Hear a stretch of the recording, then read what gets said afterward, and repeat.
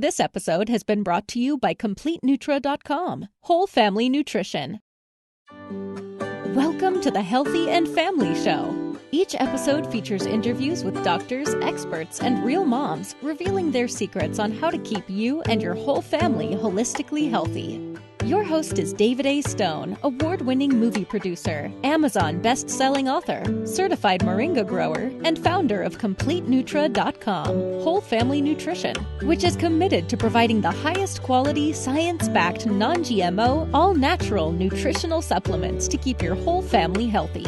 Here's David. Hey, what's going on, everybody? My name is David A. Stone, and welcome to another exciting episode of the Healthy and Family Show. This is episode 3, and if you're watching or listening to this episode, then you believe that the health and wellness of your family should be top priority, but maybe you're a little bit confused with all the conflicting health advice out there. So the goal of this show is to eliminate the confusion and bring to you doctors, experts, and real moms that have the tips, tricks, and tactics that you can implement in your own life to make you and your whole family holistically healthy. And that's the whole point of this show. And so I really hope you get a ton of value out of this episode, because I have Dr. Jessie Keener on the show today, and she's all three. She's a doctor, she's an expert, and she's a mom. I got a really nice video feed coming here from in my little small studio that I have, but as I connect through Skype, sometimes the video and the audio quality is not nearly as good as I hoped it would be.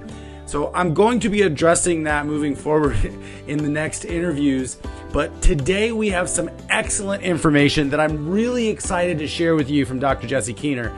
And this is how to stay physically healthy. We're going to be talking about her keys to longevity, and we're going to talk a little bit about the nutrachallenge and what we should be doing every single day, and how we should think about taking supplements, getting daily exercise, and breathing.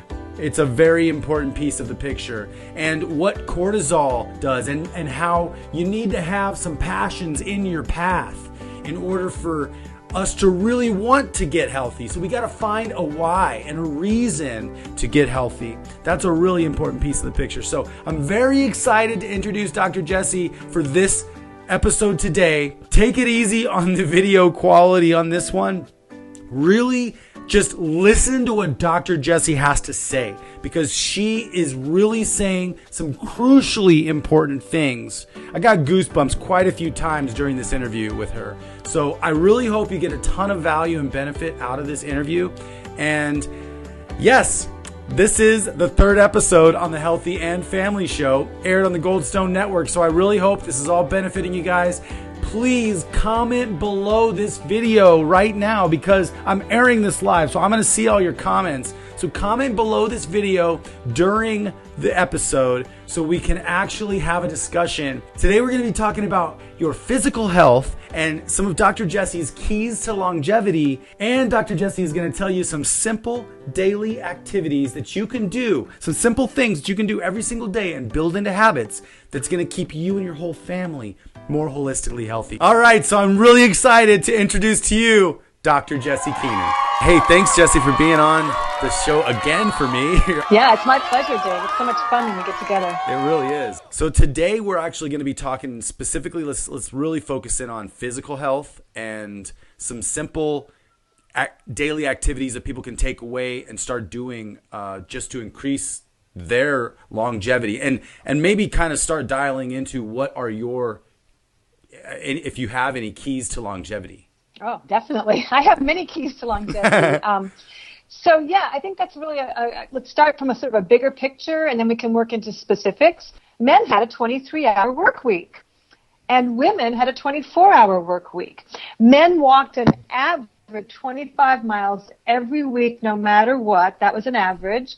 Little sprinting here and there, probably. Women walked an average of 18 miles per week. Again, some sprinting, running for your point. So that tells us a lot right there. That's how we evolved. That's the basic backdrop that's going to sustain life. Now, in today's world, we've got a lot of challenges because, number one, we have a very different environment. We have a ton of pollution, And we'll talk about some of the ways we can defend against that and protect against that down the road. We have pollution on every level, from electrical pollution and radio wave pollution to air pollution, water pollution. But still, in today's world, what we found is that people that have more balance tend to have more health. So what does that really mean? So let's back up to this backdrop of the Homo sapiens lifestyle. And we realized, wow, okay, 100% of their work life was integrated into their exercise.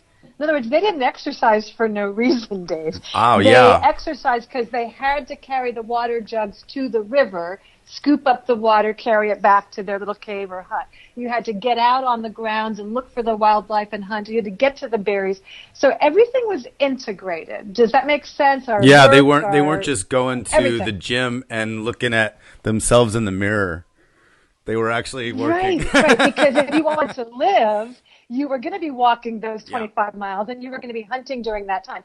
So that's really the key here, is we have to start thinking differently, because what our society has done, and we could look at it as a giant experiment that we need to learn from, is we've separated all these things out. You go to a workplace where, for most people, you're going to sit around, maybe on a headset answering calls at a call center, maybe on the phone or on a Skype call with a client, but there's going to be a lot of sedentary living. That's to get the money. See how separate this gets? So that we can then go to the store and buy the food. Now, one thing I love pointing out right about here is the early Homo sapiens hunting, gathering folks had a lot of free time. If you maxed out your week at 23 hours of work, well, what were you doing with the rest of that time? There was no TV. So that's why things got invented. That's why progress was made, because you could lie there for hours watching the clouds and thinking about how that cloud reminded you of the one that got away on your hunt, and all of a sudden an idea might drop in. Oh, there's a different way you could behave.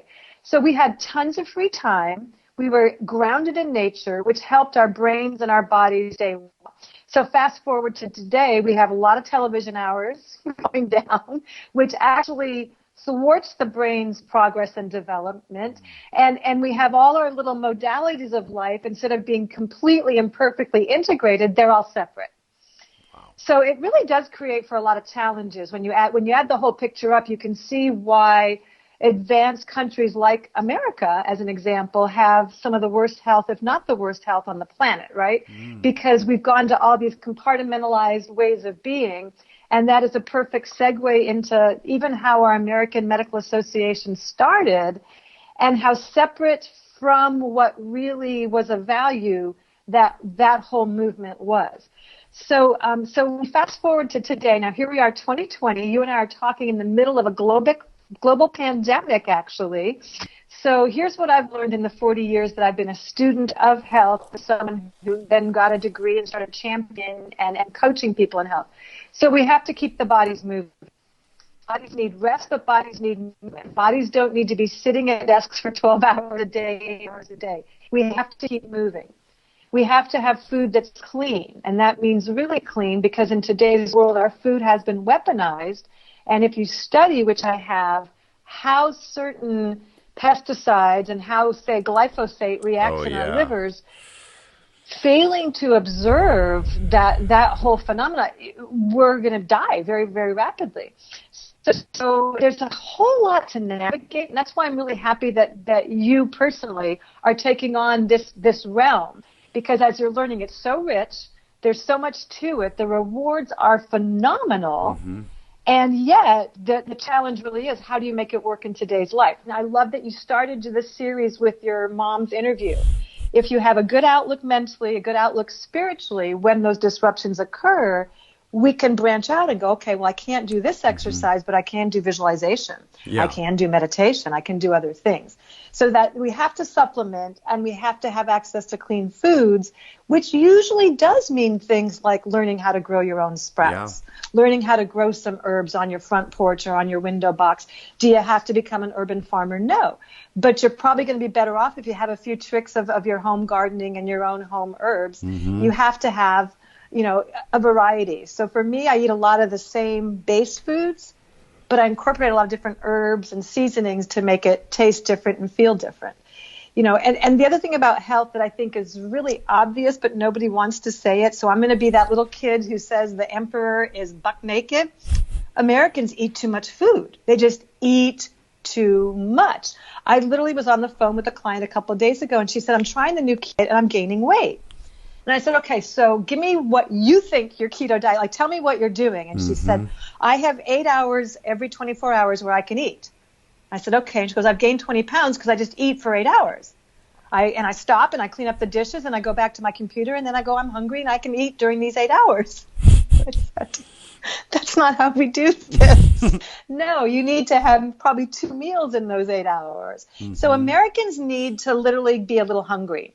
There's some incredible white paper that show that after about the age of 25, why? Because as we evolved as Homo sapiens in those hunting gathering days, we reproduced younger. By 25, you were done whelping your puppies, so to speak. You were done with that. So there's some very clear signs that we're supposed to start eating a little less. And it's literally true that after the age of 50, every 10 pounds that you're overweight will shorten your lifespan by 10 years. So we know Americans are eating too much. So it's not just access to healthy food, because I've literally had to talk people off the cliff where they were eating all healthy food, but just eating too much of it.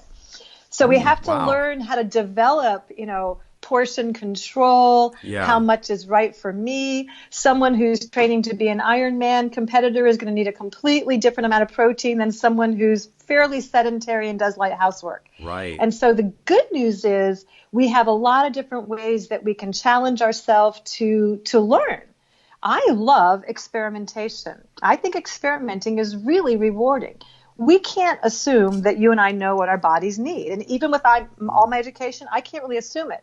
But I can see what happens when I do a small fast. I can see that I am shedding toxins. I can see the results of that. I can see that with intermittent fasting in my life, even though I'm over the age of 60, I can keep my weight down. I can stay fit. I can stay trim. These are really important things to me. My clients all really are baffled by how out of touch they are with their food. So I just want to review a couple more things. How social gatherings all the way through industrial age, all of our social gatherings were around meal times, or they involved things like indigenous dancing hours and then a meal. Right. So the communal aspect of food, so not only were they not separate from their food, they connected with the act of getting the food, then they totally connected with the act of participating and engaging with the food. So chewing your food and 70 times 7, and you go and you look at the pattern of the Tibetan monks, and they'll eat a very plain bowl of rice, but they'll chew each bite like 70 times. What's that about? There is a real communication process that we in modern days are losing, which has to do with the act of chewing and how it stimulates these glands here to then stimulate another gland called our pancreas to secrete digestive enzymes. So who we're being while we're eating, it turns out, really matters. If we have angry, fearful thoughts while we're eating, our body can't open up and process. If we're calm and relaxed and we chew a lot, we can actually get the best result from what we're eating. Yeah, it's really interesting. So that's a very simple thing, too. It's so just something simple. You have to just think about. But it's going to be a rehab. Yeah, it's going to be a process of rehabilitation. So one of my old, and I mean ancient mentors used to say, if you can get their digestion picked up a little bit, then it's like their brain clears out a little bit and they can actually look at what's on their plate or what volume's on their plate. But until you get them really digesting, it's almost like it's too much work. And that's what I've seen in our current times.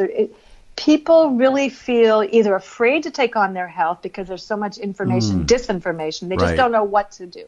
They'd like to do something. They just don't know what. And then the other thing is, the minute they start, it's just all too much. 15 billion supplement.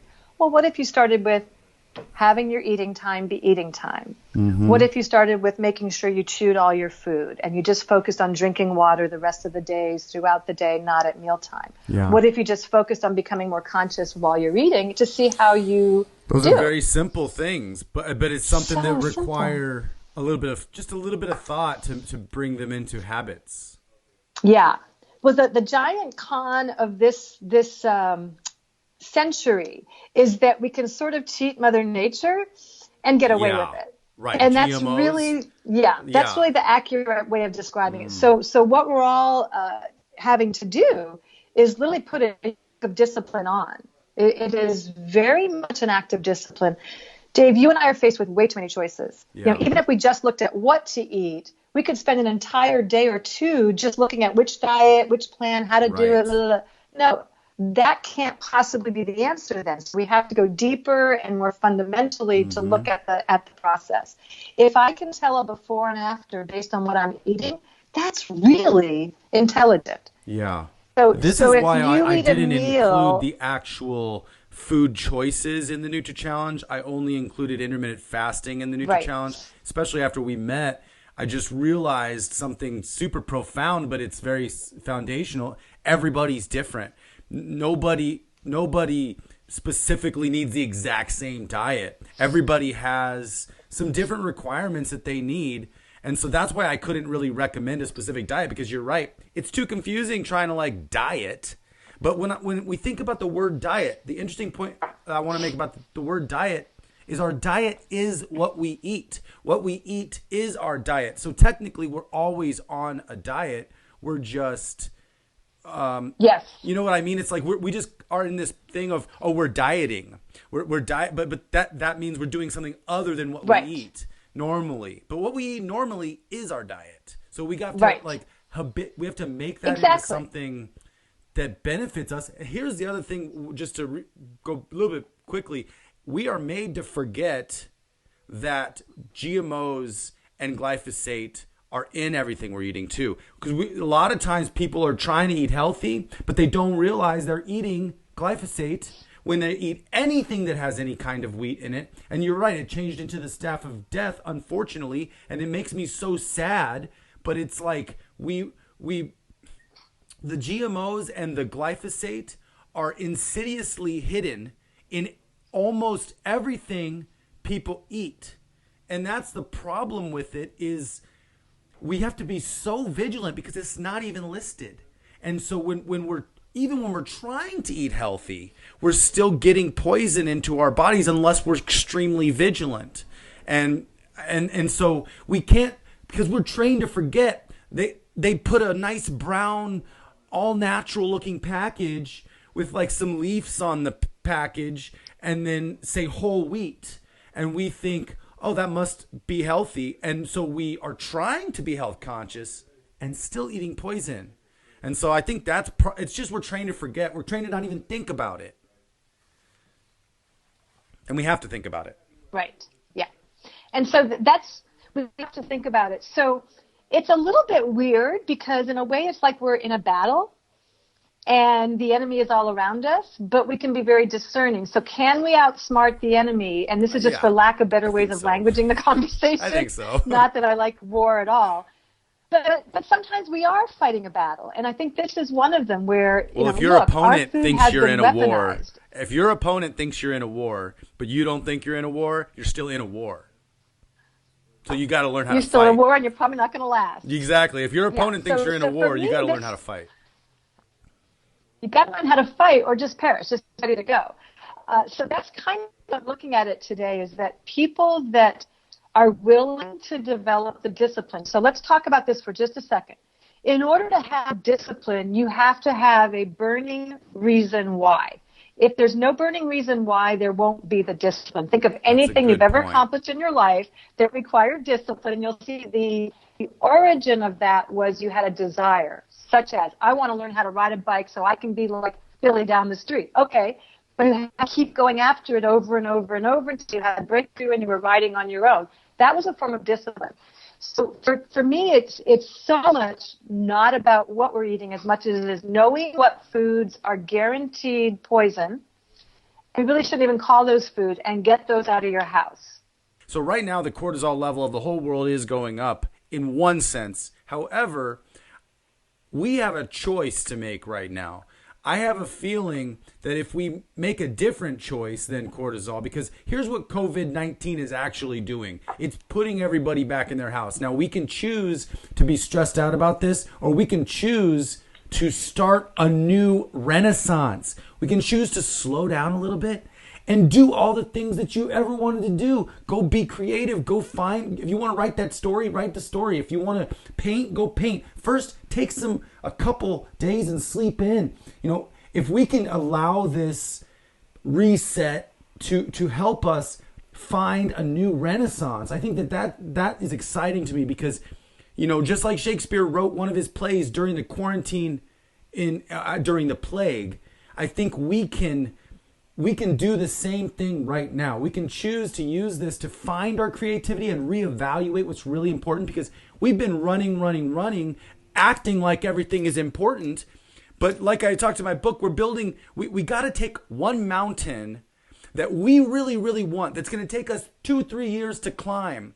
And we got to take that mountain and put it in our range, put it right in front of us, our own mountain that we can climb. Now, because our whole mountain range that we're looking out on in our life, a lot of times, is everybody else's mountains in front of us. And we're all climbing all these other mountains for everybody else. And we forget that we're like, one day I'm going to go climb my own mountain, do the things I really want to do. Well, I think one of the keys to what you said, you got to want something bad enough.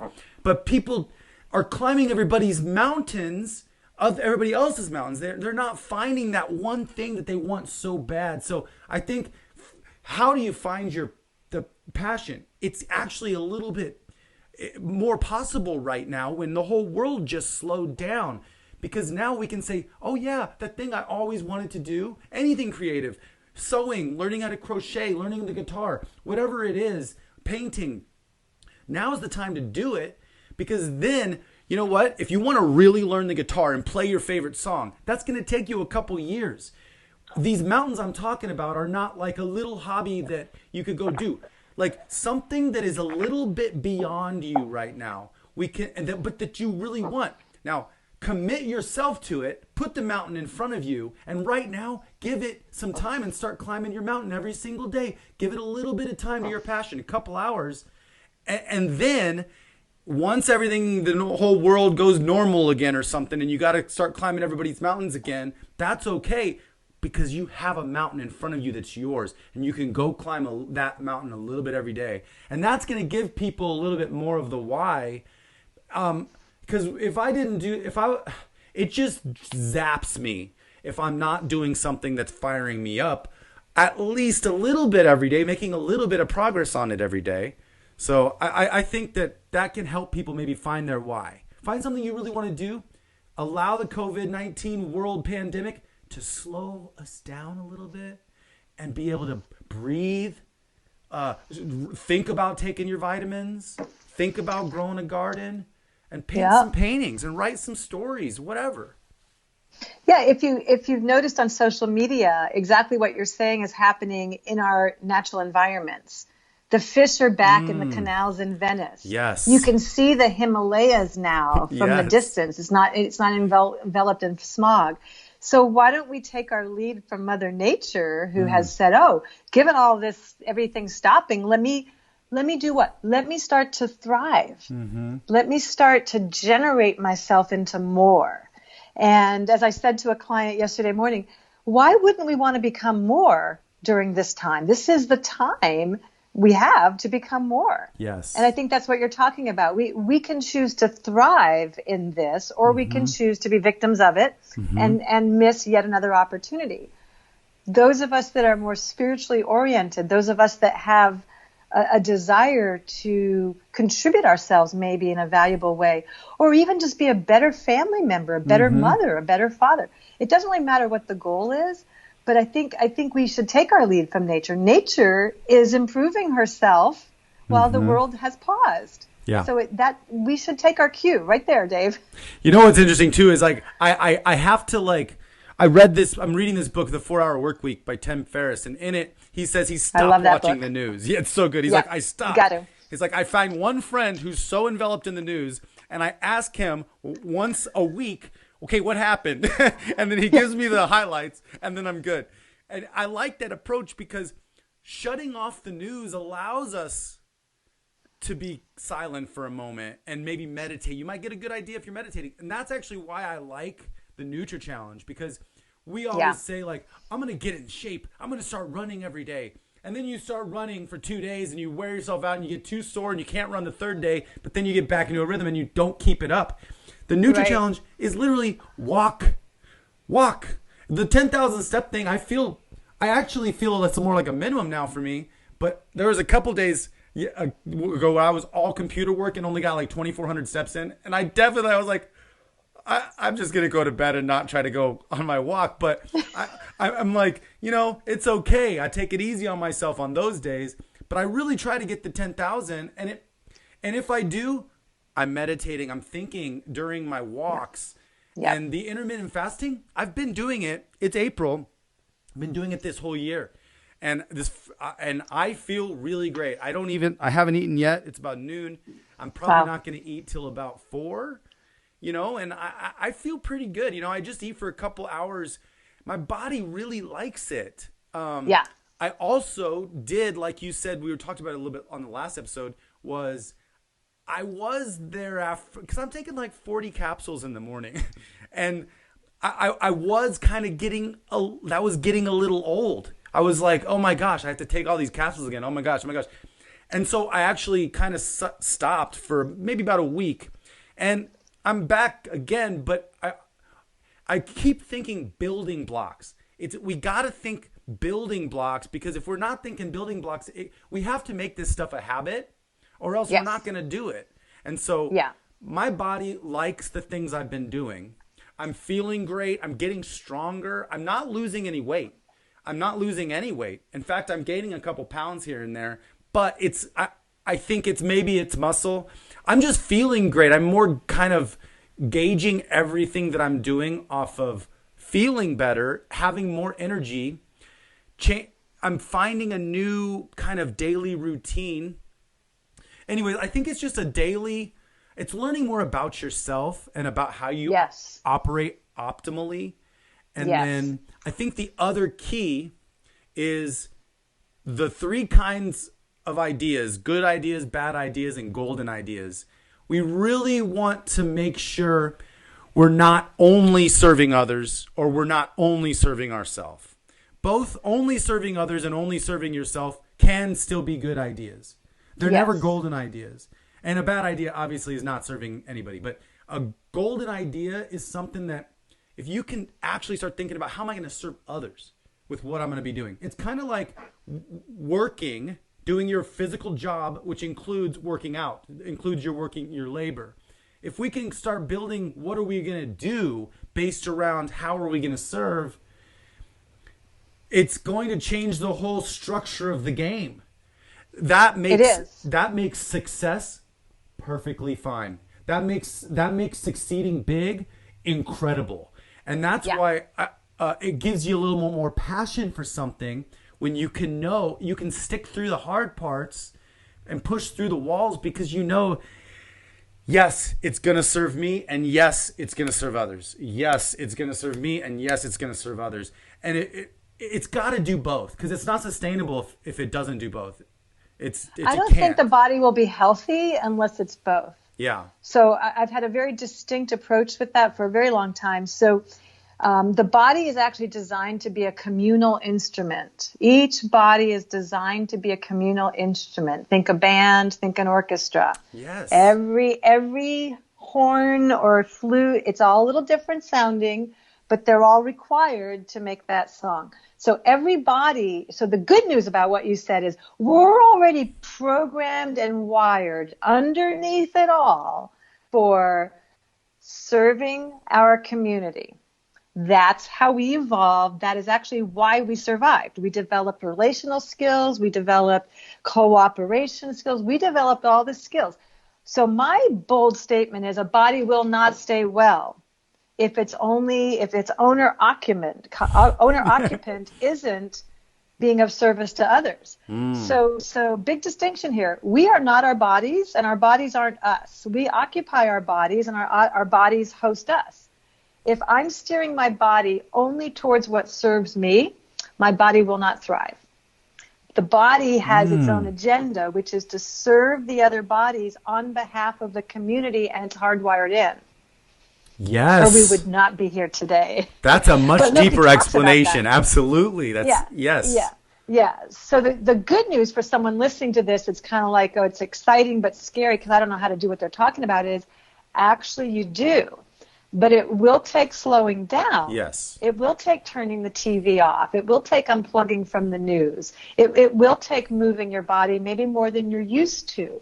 It will take upgrading how you eat and what you eat so your digestion clears and your brain goes, oh, now I see. Mm-hmm. But the reality is we're all wired for it. So whether your contribution is a beautiful painting or whether your contribution is cooking for 100 people, it doesn't really matter. The body has that agenda, and it won't be satisfied until that agenda is fulfilled. Mm-hmm. Even if it's just serving one person, that's Yes. okay too. It's like, it doesn't have to be millions of people. It can be one or it can be 1,000. It doesn't. The body doesn't care. Yes. But the body is wired for that. So Yes. I would actually say that if a body doesn't get that opportunity, it will start dying.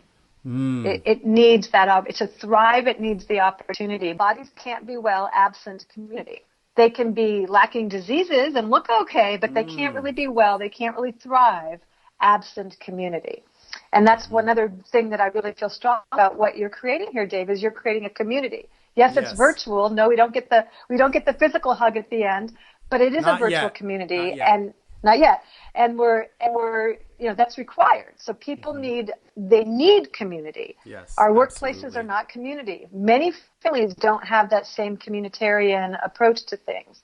So to create a safe space for people to be and to fall down and pick themselves up and eat the weed and then not eat the weed. I mean, all the stuff that you've created as a sort of a holding place for this is really important. But I think if we just are looking at this for serving ourselves, we'll be disappointed with the outcome because the body guaranteed this part. Your body is guaranteed lined up to serve others. Yeah. And even like you said, even if it's just one other, even if it's just your child at that time in your life, or a lot of people think they're not doing much, but they volunteer once a week somewhere, or they write birthday cards by hand to all of their grandchildren. All of those things matter. Yeah. When I was only serving myself, when I was younger, I didn't really think a lot about the service to others aspect. I didn't think about that really at all when I was making a lot of money in real estate. But the funny thing was, when you are serving only yourself, it can go very financially well sometimes, and other people are patting you on the back and telling you how awesome you are and how great you're doing, and it feels really good.